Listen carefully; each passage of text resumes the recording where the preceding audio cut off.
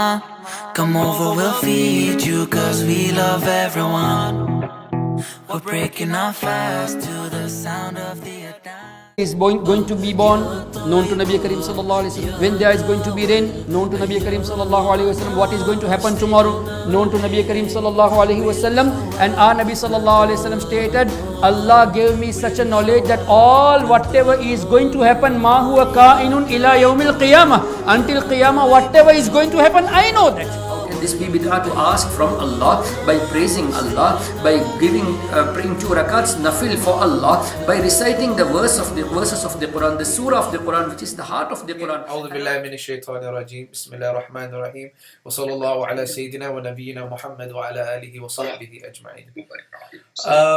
So a lot of people know that through my YouTube channel we said what we were going to do is get the scholars and ask the ulama. Alhamdulillah, we are people who follow the Quran because the Quran has said فَاسْأَلُوا أَهْلَ الذِّكْرِ إِن كُنتُمْ لَا تَعْلَمُونَ is to ask the scholars, ask the people of the message, of those who know. Someone who I'm welcoming onto my YouTube channel, he's in need of no introduction. I'd like to welcome HAFIZ Ehsan Qadri sahib, all the way live from Sri Lanka right now, alhamdulillah. Shaykh, assalamu alaikum wa rahmatullahi wa barakatuh. Wa alaikum assalam wa rahmatullahi wa barakatuh. How are you doing? How's your health, mashallah? Alhamdulillah, by the blessings of Allah, all fine. Mashallah, jazakallah. I would like to, from myself and the people on my YouTube channel and on behalf of the people who've asked the questions that we're going to address later on, I would like to thank you for your valuable time that you've given so that we can speak today. May Allah bless you, increase you in your rank, and we make dua from your good works that Allah forgives us in the dunya and hereafter. Ameen. Barakah wa ta'ala bless all of us by the barakah of Nabi Kareem sallallahu alaihi wasallam. For those who don't know the Shaykh himself, the Shaykh is a worldwide research scholar. He's currently based in Sri Lanka, but has been originally hails from India, from a city called Gujarat. He always is known to promote the principles of Ahl Sunnati wal Jama'ah, the classical traditional Islam. He's always used the approach of love and tolerance between all Muslims. And he's also, he speaks not only in the English language, he speaks in the Urdu language and many other languages. He's visited many cities in which he's given his da'wah, in which people, alhamdulillah, have benefited, and their families and so on, and many generations to come will benefit from his knowledge.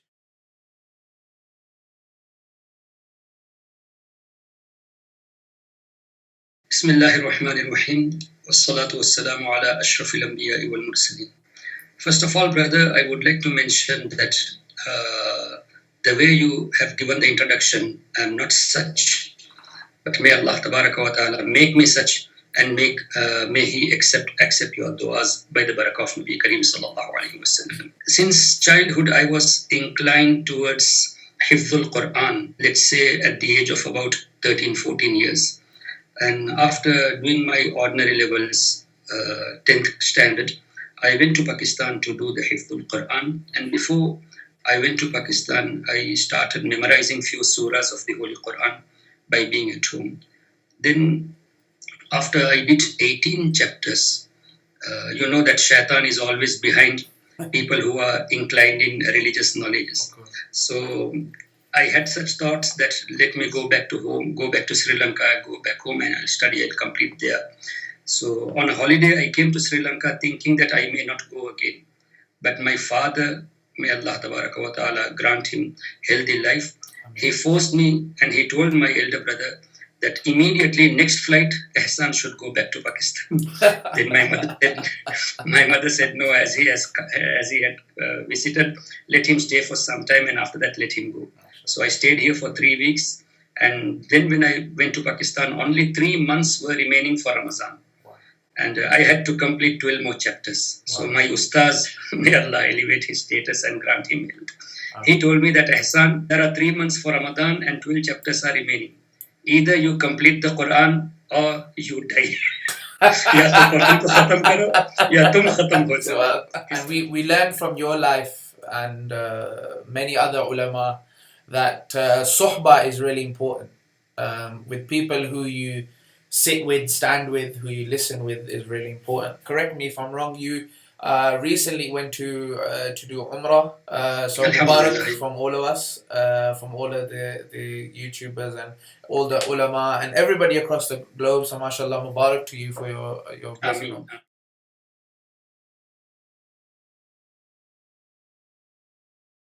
Alhamdulillah, it was very fantastic, and what can be asked about that journey? We enjoyed a lot. I was with my wife, and mashallah, we enjoyed a lot there. And even there, brother, I have a aim that when I talk with a person, when I find a person who is following the wrong Aqidah, I purposely used to raise some questions in order to give him the proper explanation. Even if he doesn't understand, the audience must get to know the reality. Those who don't know, the Shaykh went to do Umrah, and while he was in Medina under the shade of the Prophet ﷺ, one of the Saudi officials, I'd like to put it, one of the Saudi officials approached the Shaykh, knowing his personality and knowing his works around the globe. And this is what struck me the most. Mohammad एहसान का नाम नहीं नाम मोहम्मद एहसान माँ बाप ने अकीका इसी पे हुआ है। तो मैं तो इनसे बात कर रहा हूँ, आप क्या जवाब दें? जवाब इसलिए देना था, हम तो चाह रहे थे आपको, उन्होंने बात करने का तरीका नहीं सिखाया आपको। नहीं वो तरीका मोहम्मद एहसान नाम है, अकीका इसी पे हुआ। बात कर रहा हूँ तो आप नहीं, तो पहले आप ये बताइए कि आप नहीं मोहम्मद हम आपसे जो सवाल हमसे पूछ रहे हैं, इनका हमको इल्म है, हमको इल्म है, इनसे बात कर। नहीं आप मुझे ये बताइए, आप भाई हैं दोनों? हाँ भाई हैं। इन्नमल मुमिनून भाई इन्नमल मुमिनून से पूछ रहा आपका क्या नाम है, तो इनसे बात करने दीजिए। मैंने अपना नाम बता दिया तो आपको कबूल करने में क्या हर्ज है? अच्छा, आप ये क्यों कहते हैं कि इसके अलावा और कुछ है कि नहीं? ये क्या प्रॉब्लम है आपको, बताइए। नहीं कुछ नहीं, कुछ प्रॉब्लम? अच्छी बात है, आपका नाम है? मेरा नाम मोहम्मद एहसान है, मेरे बाप का नाम मोहम्मद इकबाल है, मैंने नाम बता दिया। आप इसके ऊपर कहते हैं कि आगे क्या है क्या नहीं है, कुछ आपका पर्पस है? अगर कुछ पर्पस है तो आप, अगर कुछ पर्पस है तो हम बैठ के डिस्कस करते हैं, कोई प्रॉब्लम ही नहीं है जी। आप मुसलमानों को रहनुमाई कर रहे हैं अल्हम्दुलिल्लाह, तो अल्लाह के कुरान और नबी सल्लल्लाहु अलैहि वसल्लम की हदीसों से रहनुमाई करें अल्हम्दुलिल्लाह। सहाबे किराम का रास्ता बताएं, बेशक इमाम हनीफा, इमाम शाफी, इमाम मालिक, बिल्कुल इमामों का रास्ता बताएं अल्हम्दुलिल्लाह। हम कुरान के रास्ते जी। नहीं आप पहले ये बताइए, आपका नाम कादरी है आगे, ठीक है, एहसान कादरी, कादरी आप बताइए। एक मिनट जी जी, अल्लाह ने कादरी बनने का हुक्म कहीं दिया? अच्छा, पहले मुझे ये बताइए, पहले मुझे आप ये बताइए, आप देखिए आप बात करते मत जाइए, एक सवाल का जवाब दीजिए। पहले सवाल आप बात करना, अगर आप बात करना चाहते तो अभी बैठे रिकॉर्डिंग करते हैं, बात करते हैं मुख्तसर। आप ये बताइए कि कुरान में ये लाल रुमाल कहाँ है, तो पहले इसका हदीस में ये लाल रुमाल कहाँ है? बस सवाल पे सवाल। अमामा अरब की इज्जत है, अरब की इज्जत अमामा है, आपने इज्जत को नीचे उतार दी है, ये कहाँ से लाए? आप आलिम नहीं, जाहिल है आप, तो आप भी तो जाहिल हो। अगर आप आलिम होते तो ऐसी बात ही नहीं करते। बात का अगर आप सवाल का जवाब दे दो फिर सवाल करो। देखिए मैं बहस नहीं, मैंने सवाल किया कादरी का जवाब दे दीजिए। मैंने आपने खुद ही कहा जब आप, मैं जवाब दे रहा हूं, आपको मालूम है मैं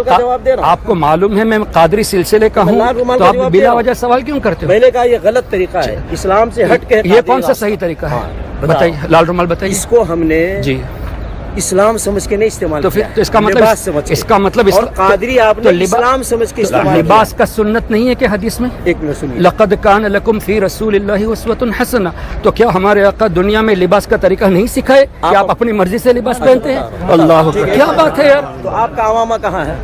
मैंने नहीं पहना, टोपी भी तो सुन्नत है, इसको साबित कीजिए सुन्नत से। मैं तो टोपी भी पहना हूं, इसको साबित कीजिए। क्या कह रहा हूं मैं, इसको साबित कीजिए। आपने, हम तो अल्हम्दुलिल्लाह अमामा, आपने मेरी तस्वीर देखी होगी, अमामा के साथ देखी होगी आपने मेरी तस्वीरें, आप मेरी अमामा की, आप अमामा के साथ मेरी तस्वीर आपने देखी होगी। अमल उसके साथ अपने अमल अपने साथ।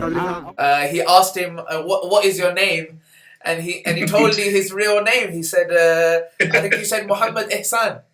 And he said, no, your name. And he said, yes, my name's Muhammad Ehsan. And then you told him your father's name. He said, no, but what about that? Qadri, Chishti, Naqshbandi, and there's a whole clip there. I just wanted to elaborate on your side on what happened, because in the video clip, we saw the clip for a few seconds. We saw what the conversation.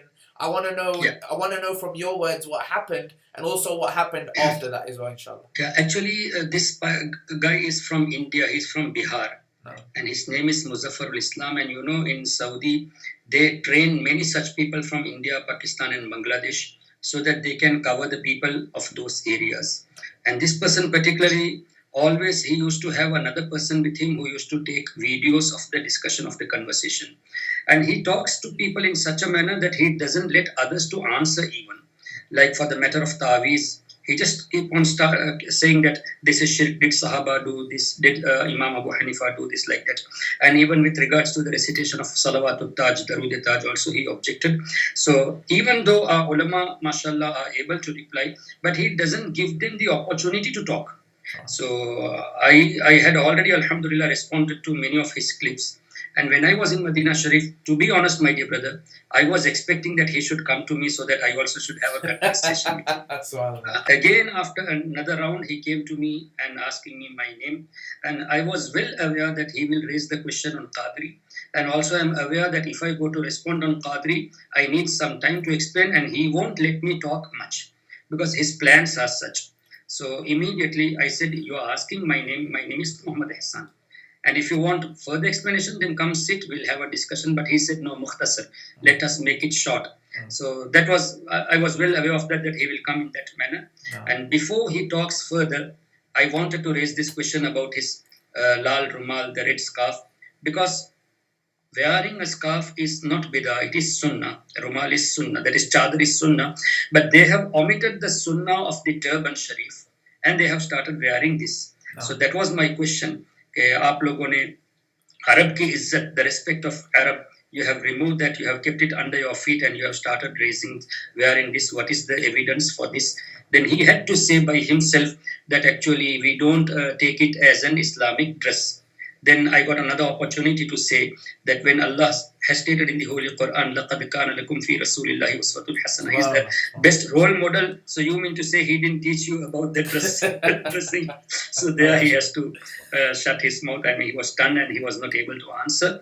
And some other people, they told me to go and they told him also to go. After I left, he came behind me again.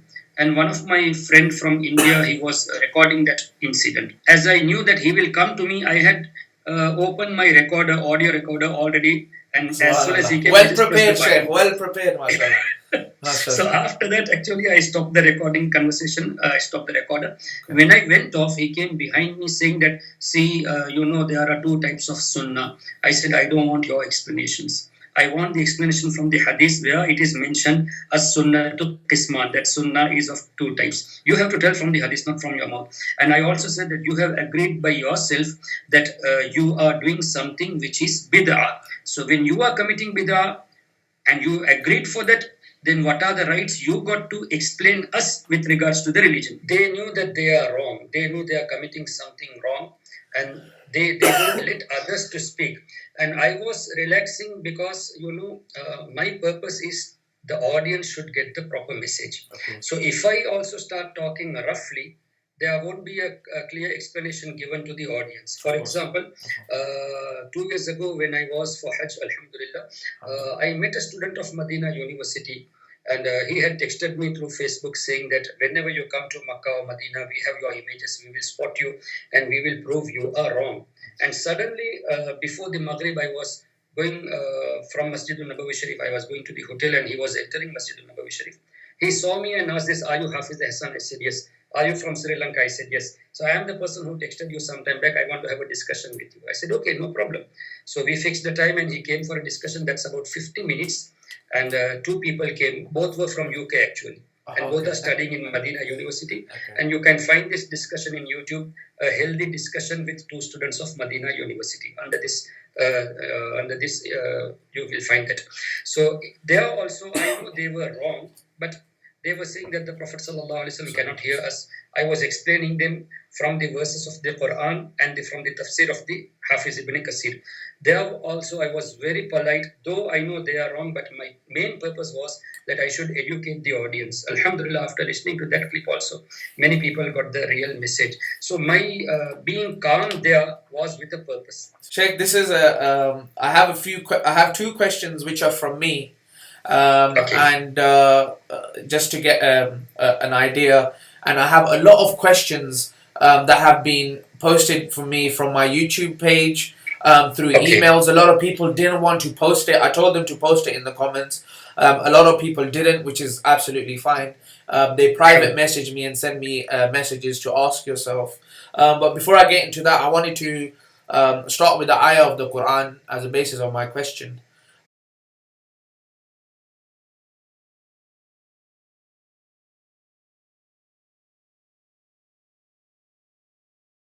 Yes, very good question indeed. We are absolutely not going against this ayah by talking against deviant sects, because in the same Quran Allah Tabaraka wa Ta'ala has stated, which is the last verse of Surah Mujadala, La tajidu qawman yu'minuna billahi wal yawmil akhir yuwaduna man hadda Allah wa rasulah. The mafhum of which is, you won't find a person believing in Allah and on the day of judgment, at the same time befriending with those who are enemies of Allah and His Rasul sallallahu alaihi wasallam. Walau kanu aba'ahum, even if they are your fathers, aw abna'ahum, even if they are your children, aw ikhwanahum, even if they are your brothers, aw ashiratahum, even if they are your relatives.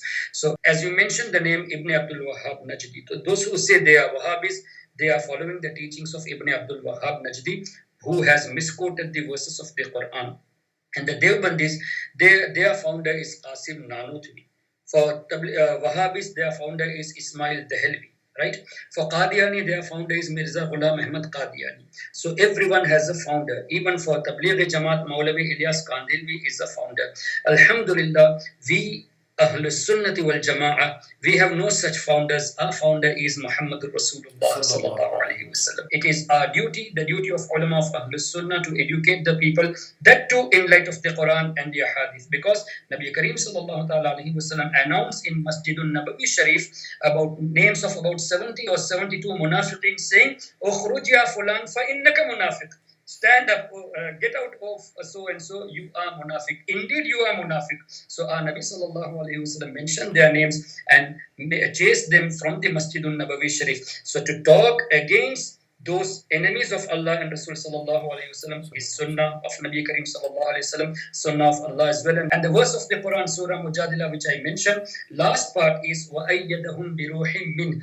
And those people who will be away from their parents, from their children, from their relatives, from their siblings, for the sake of Allah and Rasul, Allah will assist them through Sayyidina Jibreel alayhi salam.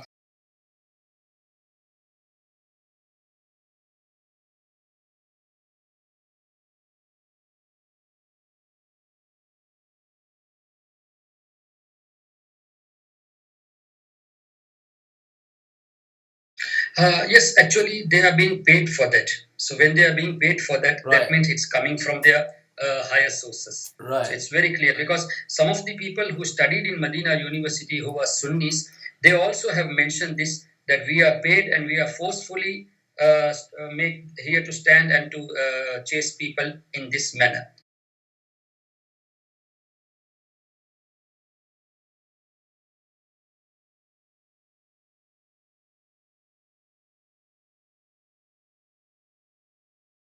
If they were really to be the leaders, despite having wrong Aqidah, then Yazid would have been the leader and he would have been accepted by Sayyidina Imam Hussein radiallahu ta'ala.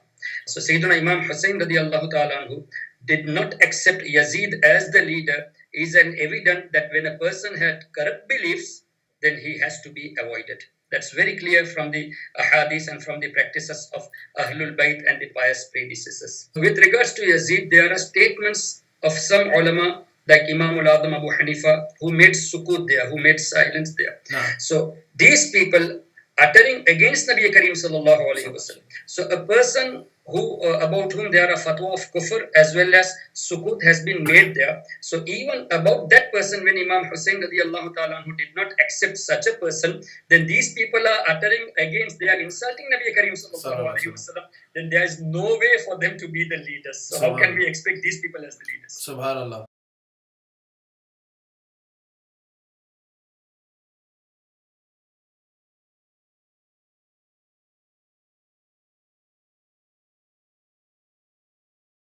It's a very sad thing, and what you said is right, and this is happening worldwide today. The main reason for this is we, the people of Ahlus Sunnati wal Jama'ah, Alhamdulillah, are on haqq. We are in light of the Quran and the Hadith of Nabi Kareem sallallahu alaihi wasallam. But we were overconfident that we did not learn the objections from these people and their answers. Right. So we know that what we do is right, but we don't have the evidences for us to know that we are on the right path. We know we are on the right path, but we don't have the evidences. So when someone raises any objections, our youth, they simply get carried away, saying that this person has recited the verse of the Quran or Hadith. For example, when Dr. Zakir Naik said that there are 25 verses of Quran which says wasila is haram, so people started thinking that yes, wasila is haram. And the verses what he quoted were all related to the idol worshipping. So wasila is different. That is, Ya Allah, by the barakah of your Habib sallallahu alaihi wasallam, forgive my sins. So there's nothing called worship here. So these people are misquoting. So had our youth got the answers in advance, had they been educated in advance, they wouldn't have fallen in such a situation. So this is the time that we are to educate our youths with the Aqidah of Ahlus Sunnati wal Jama'ah, especially the first chapter of Bahar Shariat by Hazrat Allama Mufti Amjad Ali Khan Rahmatullahi Alayhi, which is available in English as well. Along with that, objections and answers are must. So our ulama should have a class, like weekly class, 1 hour per week, where they can teach the Aqidah of Ahlus Sunnah in form of Bahar Shariat and in form of other kitabs as well. And after completing the main chapters, main lessons, then start the objections and answers, such as evidences for wasila, evidences for istighasa, ilm al-ghaib, hadir and nadir, in light of the Quran, in light of the hadith, and make sure to mention the objections of those people as well and the answers, so that whenever they listen to a lecture from a deviant person unknowingly, they know that what he utters is wrong. So it is at most important today to organize weekly lectures on Aqidah, especially in form of classes and very specially in form of the presentation. By having a PPT presentation, we can show it much clearly. And inshallah, in UK, because it's a country of technology, I'm sure that you can easily do this. If you can convince our ulama, already mashallah, many are doing this. If we can convince more of our ulama, inshallah, when they start doing this, you can see a revolution there, inshallah.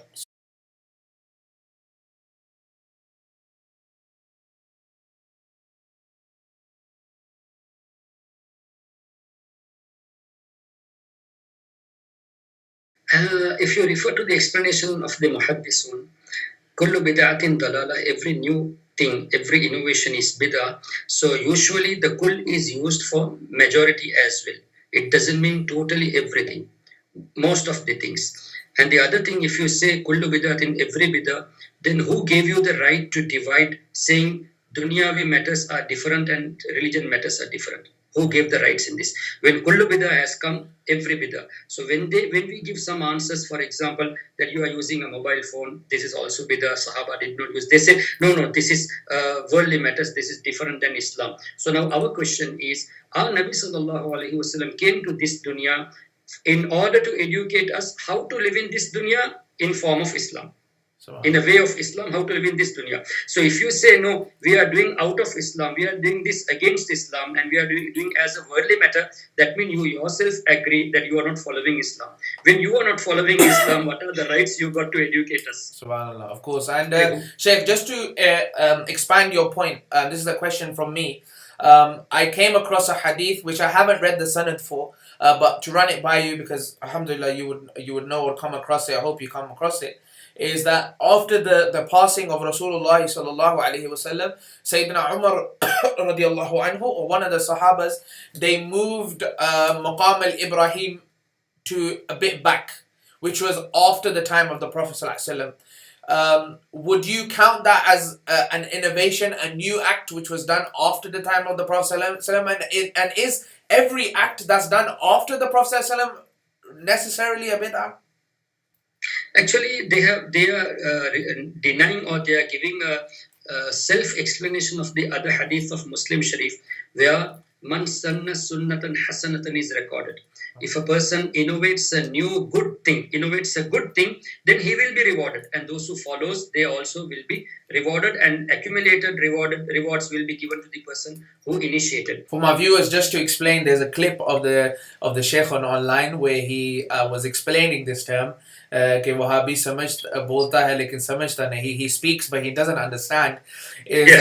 What he means by that is he gave an example in his speech where he said that a parent send their children to Islamic schools, and they send them to schools that have wrong aqaid, and they come back and they call them mushriks. But he doesn't realize that by calling them mushriks, if you are then calling them mushriks and you're their son, you're indirectly cursing yourself. Yeah. And the And Shaykh. you claim, and you yourself claim that you are an illegitimate son, because when you call your parents mushrik, they are out of the fold of Islam. When they are out of the fold of Islam, the contact becomes haram. When the contact becomes haram, the child born is illegitimate. Very simple. Exactly. So by calling your parents mushrik, you are calling yourself illegitimate. Subhanallah.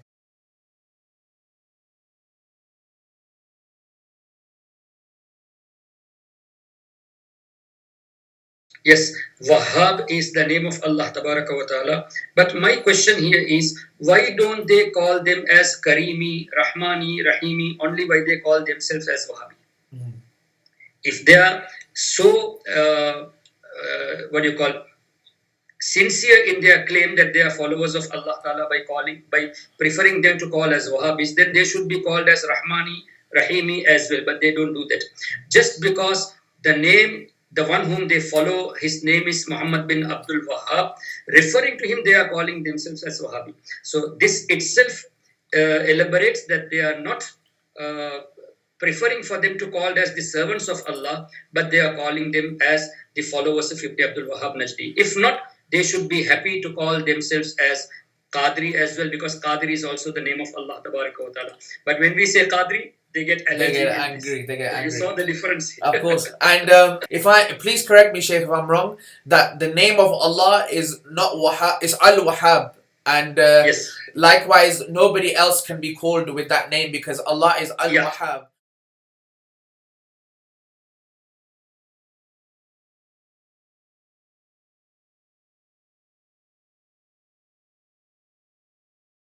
It's very simple. You see, the reward multiplication is not only praying behind the Imam. Anywhere in the Haram Sharif, in the hudud of Haram, when you pray, when you offer a good deed, you are rewarded 100,000 times. In Madina Sharif, 50,000 times. There is no condition that only if you pray behind them, only you will get that reward. Any good deed. And further, we don't pray behind these people just for the simple reason they don't respect Nabi Kareem sallallahu alaihi wasallam the way he has to be respected. And this is a well-known fact. You can see their palaces, the palaces of their Saudi kings are kept very beautifully, but the places attached to the history of Islam are being destroyed. Even the blessed graves of the Sahaba Akram are being demolished. So you can see the difference. So we don't pray behind them only for the sole reason that they don't respect Nabi Kareem sallallahu alaihi wasallam the way he has to be respected. So for the sake of the respect of Nabi Kareem sallallahu alaihi wasallam, we don't pray behind the enemies of Rasul Kareem sallallahu alaihi wasallam. So we hope from Allah, Jamaat reward is 27 times and one deed 1 lakh. So if you pray by Jamaat, 27 lakhs. And we don't pray just because of the sake of the respect of Nabi Kareem sallallahu alaihi wasallam. So we expect not 27 times but 27,000 times or even more from Allah Ta'ala for the sake of the Habib of Allah Ta'ala. Knowing that person is following a wrong creed, if you make him as your Imam, that means you have made him as a Muqtada, as your leader. That means you have considered such a person who insults the Prophet sallallahu alaihi wasallam as a Muslim. That itself will become kufr. So you went to offer your prayer in order to gain reward. Ultimately, you have committed kufr unknowingly. No. So it's Shaykh, how do I know that let's say for example I go to Masjid al-Haram, I'm in Mecca for example, and Imam Shuraim or Shaykh or Imam Sudais, who are Imams of Makkah al-Mukarramah, how do I know that their aqaid is with people of who we should stay away from? How would I, as a normal Muslim who doesn't know these issues, how would I know that? How do I find out? Yeah, that's why at the beginning I used the term knowingly the person who makes them Imam. So knowingly their aqidah, those who are unaware, Allah may forgive them. But we all know, and it is very apparent, that these Najdis, they will appoint only people who follow their creed. It's very obvious. So, for example, if you are a trustee of a masjid, mashallah, you are following Ahlul Sunnati wal Jama'ah, whom will you appoint for as an imam in your masjid? Obviously, a person somebody who's from Ahlul Sunnah. Yeah. And have you ever seen a Wahhabi, a Najdi or a Devbandi organizing committee? Have they ever invited a Sunni scholar to give the lectures at their masjid or at their institution? No. They will invite only their people. They talk about unity. But when the unity comes in this way, that why don't you call our scholars? They say, no, we don't want to call you scholars. They have their scholars. So they are the people who are dividing the ummah. No. So likewise, the Najdis, they will obviously appoint their people. Let's say one person may be a Sunni pretending as their follower. There can be such people. Out of 100, there may be one person who is real, because in Arab Sharif, there are many Sunnis. There are many Sunni scholars. So maybe one of them are pretending. So for that, just sake of the one person, are we going to spoil all other 4 prayers? No, of course. So it's always safe to pray alone. And if you have your people, like 3 or 4 people, you can get together and do your Jamaat in order to gain the reward of the Jamaat. That's very simple. And further, Nabi Karim Sallallahu Alaihi Wasallam said, for the ladies, that the hadith says in this manner, do not stop your women from masjid.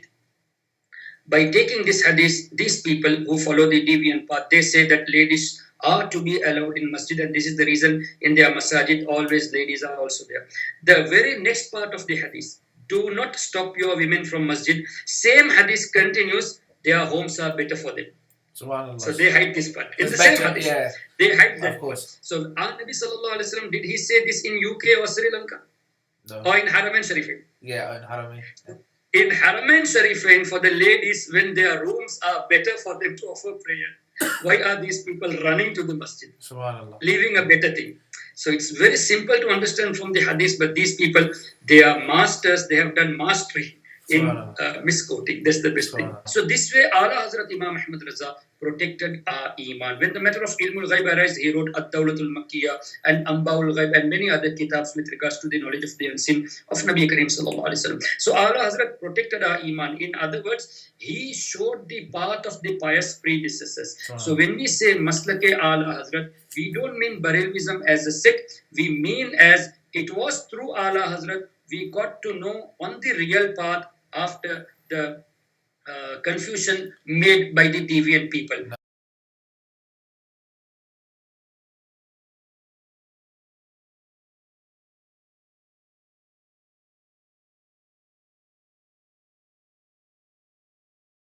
MashaAllah. Very good question. And before I answer that, I would like to say this, that when he has referred himself as a Salafi, from which hadith of Nabi Karim Sallallahu Alaihi Wasallam is he attaching himself to the term Salafi? Wow. So if he answers that Salafi mean the path of the pious predecessors, then show me, other than Albani, who was from last 2 or 3 decades, other than these people, show me a single Salaf from the time of Tabi'in, Taba Tabi'in, who had objected on the knowledge of the unseen of Nabi Karim Sallallahu Alaihi Wasallam. One thing. And we, alhamdulillah, when we call ourselves as the real Salafis, we mean it because all the pious predecessors, they believed in this. Now, he wanted the evidences from the Holy Quran. Yes, Quran says, Allah Ta'ala had told his Habib Sallallahu Alaihi Wasallam to say, قُلْ لَا أَقُولُ لَكُمْ عِنْدِي خَزَائِنُ اللَّهِ وَلَا أَعْلَمُ الْغَيْبِ. That, oh my Habib, you say, I don't claim that I got the khazana, the treasures, nor I possess the knowledge. Right? This is the verse of the Quran, the mafhum, what they quote. Now first tell me, can our Nabi Sallallahu Alaihi Wasallam go against the Quran? No. Can never. If someone says that our Nabi went against the Quran, will he be remaining a believer or an unbeliever? Non-believer. Non-believer. Okay. Now, قُلْ لَا أَقُولُ لَكُمْ عِنْدِي خَزَائِنُ اللَّهِ. I don't claim that I got the khazana. This is the verse of the Quran where Allah instructed his Habib to say. But Allah's Habib stated, hadith of Bukhari Sharif, Wallahu yu'ti innama ana qasim wa khazin. Allah is the giver, I am the distributor, I am the treasurer. Utitu mafatiha khaza'inil ard. I was given the keys of the treasures of the earth. So how come our Nabi says something after the command of Allah? So that clearly means there our Nabi says, I got the khazana, but I don't claim that is at my own, that is bestowed by Allah. Just like, likewise, وَلَا أَقُولُ لَكُمْ عِنْدِي خَزَائِنُ اللَّهِ وَلَا أَعْلَمُ الْغَيْبِ. I don't claim I got the knowledge of the unseen at my own. Whatever I possess, that is bestowed by Allah. And for that the evidence are from the Quran. Allah Ta'ala stated, وَمَا كَانَ اللَّهُ لِيُطْلِعَكُمْ عَلَى الْغَيْبِ. It is not upon Allah to give the knowledge of the unseen to the common people. وَلَكِنَّ اللَّهَ يَجْتَبِي مِنْ رُسُلِهِ مَنْ يَشَاءُ. Allah chooses the messengers to give the knowledge of the unseen. Wow. Allahu Akbar. And again in Surah Jinn, Alimul Ghaib, Allah is the knower of the unseen. فَلَا يُظْهِرُ عَلَى غَيْبِهِ أَحَدًا. He never reveals the unseen to anyone, illa, but Man irtada min Rasul, to his chosen messengers. Now when Allah himself says, I give the knowledge of the unseen to my messengers, why these people are reluctant to accept this fact which is in the Quran? Further, Allah Tabaraka wa Ta'ala has stated about the Holy Quran, in the Quran itself, ولا رطب ولا يابس إلا في كتاب مبين وتفصيل كل شيء ونزلنا عليك الكتاب تبيانا لكل شيء. Oh Habib, the book what we revealed upon you contains everything in detail. ونزلنا عليك الكتاب, the book what we revealed upon you, عليك, upon you, al-kitab, the Quran, تبيانا لكل شيء, everything is recorded in detail. That Quran, Allah Ta'ala stated, Ar-Rahman, Allama al-Quran. Rahman has taught the Quran to his Habib sallallahu alayhi wa sallam. Khalaq al-insan, Allamahu al-bayan. He has taught the bayan, that is the knowledge of the kana, ma kan wa ma yakun. From the beginning till the end, everything is taught to Nabi Kareem sallallahu alayhi wa sallam. And these people also say that our Nabi didn't know this, didn't know that, there are some incident in the hadith. So by presenting those, they say that if had Nabi got the knowledge of the unseen, he wouldn't have said this. So our answer is very simple. Show a single such incident after the verse وَعَلَّمَكَ مَا لَمْ تَكُنْ تَعْلَمْ. Oh my Habib, we have taught you all what you did not know. So after this particular verse, we have taught you all whatever you did not know. Ask them to show a single such incident. They will never be able to show.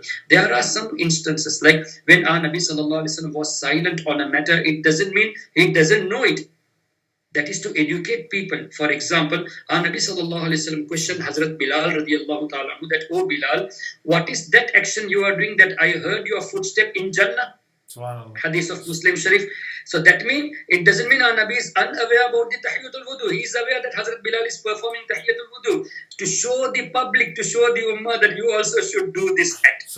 And from that hadith, it is very apparent that Hazrat Bilal radiallahu anhu was walking on the streets of Makkah, but our Nabi sallallahu alaihi wasallam heard his footsteps in Jannah. So see the distance, Allahu Akbar. So they don't see all these excellences. Anyhow, Allah Ta'ala stated in the Holy Quran that Allah has taught Quran to his Habib sallallahu alaihi wasallam. Again Allah Ta'ala stated, Sanuqri'uka fala tansa.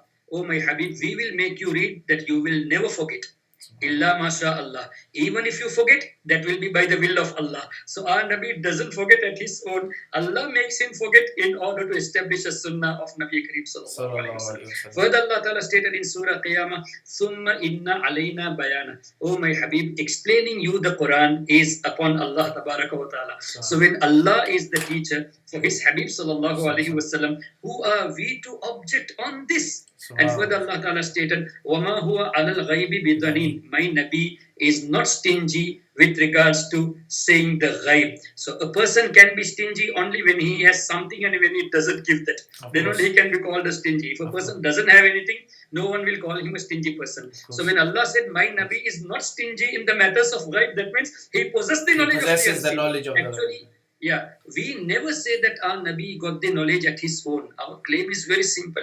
Whatever the knowledge granted to anyone, it's all by the bestowal of Allah. And that is what meant in that verse, قُلْ لَا أَقُولُ لَكُمْ عِنْدِي خَزَائِنُ اللَّهِ وَلَا أَعْلَمُ الْغَيْبِ. I don't claim that I possess khazana at my own, nor the knowledge of the unseen at my own. Whatever is given by the will of Allah. Is by ata Allah, of course.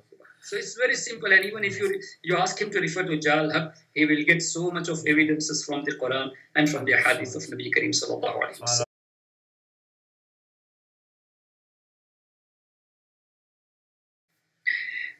Allahu Akbar. It is clearly proven from the hadith for the 20 rakats, and we don't deny the 8 rakats as well. Initially, Hazrat Umar ibn Khattab radiyallahu ta'ala anhu commanded for 8 rakats, as it is mentioned in Muwatta Imam Malik. Then later it was concluded for 20 rakats. So they take the first part and they reject the other part. And they also say, try to prove from the hadith of Bukhari Sharif that Sayyidah Aisha Siddiqa said that Nabi Kareem sallallahu alaihi wasallam offered not more than 11 rakats in Ramazan and also other than Ramazan. So now when we say if this was Taraweeh, you should pray Taraweeh even after Ramazan. Now they come to a conclusion saying that there's nothing called Taraweeh. Taraweeh, Qiyamul Layl, Tahajjud, all are one. So if that were all to be one, then why would Imam Bukhari radiyallahu anhu make separate chapters for Taraweeh and separate chapter for Tahajjud? But he has recorded that hadith in the chapter of Tahajjud as well. And Sayyidina Umar ibn Khattab radiyallahu anhu, about whom they also agree that this 20 rakat was initiated by Hazrat Umar radiallahu anhu. That itself is enough to accept, because our Nabi sallallahu alaihi wasallam said only haqq will come from the tongue of Hazrat Umar radiallahu anhu. And also shaitan turns away his path from the path of Hazrat Umar. And also follow my sunnah and the sunnah of the Khulafa ar-Rashidin. So if you don't follow Hazrat Umar, you are not following the hadith. If you don't follow Hazrat Umar, you are obviously following the path of shaitan. And at that time, even Sayyidah Aisha Siddiqa was living, who mentioned this hadith, that our Nabi did not offer more than 11 rakats. Why didn't she object at that time?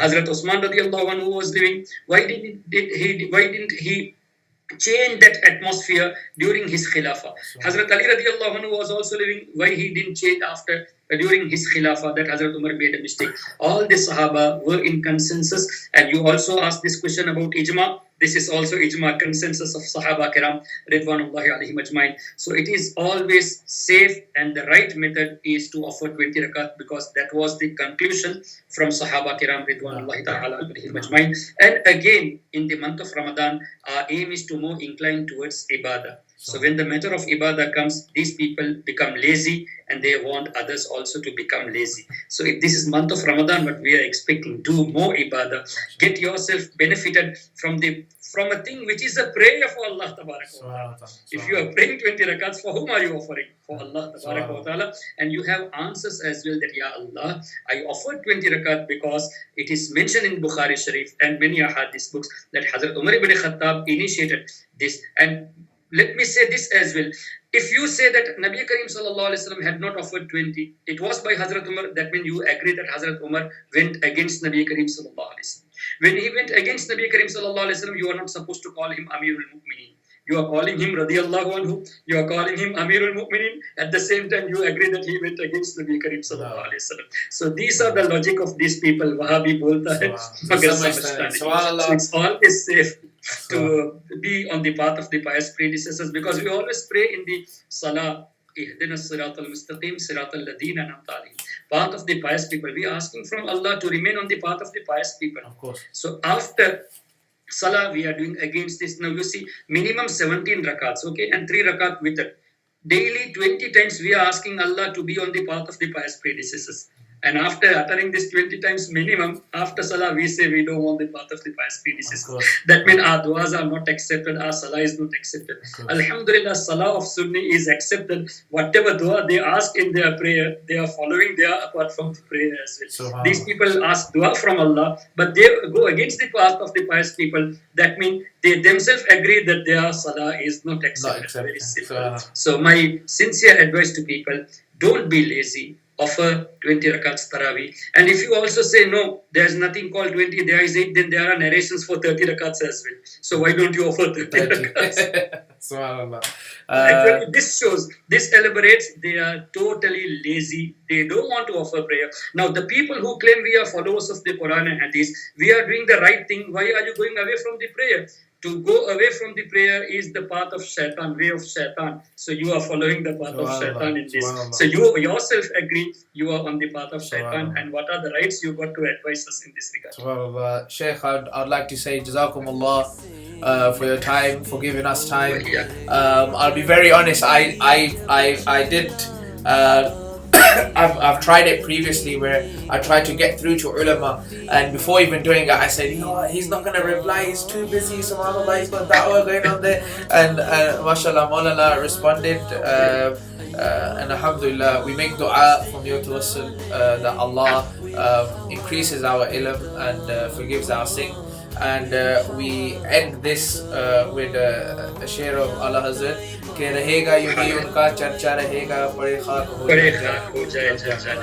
So to my viewers and to Maulana, Assalamu alaikum wa rahmatullahi wa barakatuh.